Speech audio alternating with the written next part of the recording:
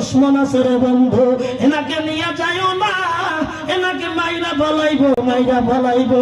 ইনি একজন আখিরি নবী রে, ইনি একজন আখিরি জামানার পয়গম্বর, এনাকে তোমরা নিয়ে যাইও না। এখান থেকেই তাকে মক্কার দিকে ফিরিয়ে নিয়ে যাও। জোরে বলুন সুবহানাল্লাহ, নারায়ে তাকবীর। আমার বন্ধুগণ, আল্লাহর নবী আধা রাস্তায় খাদিজাতুল কুবরার সকল মালগুলা বিক্রি করে দিয়েছে।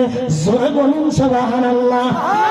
জীবন খাদিজা রাদিয়াল্লাহু তাআলা ব্যবসা করে যত টাকা পাইছে রে, যত টাকা উপার্জন করছিল রে বন্ধু, হযরতে আল্লাহর নবী সাল্লাল্লাহু আলাইহি ওয়াসাল্লাম ওই আধা রাস্তায় মাল বিক্রি করে তার চাইতে 10 ডাবল লাভ পাওয়া গেছে। একবার জোরে বলুন না সুবহানাল্লাহ। আমার বন্ধুগণ, আল্লাহর নবী টাকার ভান্ডিল দেয় না, হযরত খাদিজা রাদিয়াল্লাহু তাআলার কাছে রাইখা দিল আর বলছে, মনিব রে, এই যে আপনার ব্যবসার লাভালাভ নিয়ে নেন। জোরে বলুন সুবহানাল্লাহ, জোরে বলুন। আমার বন্ধুগণ, হযরত খাদিজা রাদিয়াল্লাহু তাআলা বললেন, এত টাকা কার? বলে এগুলা সব আপনার।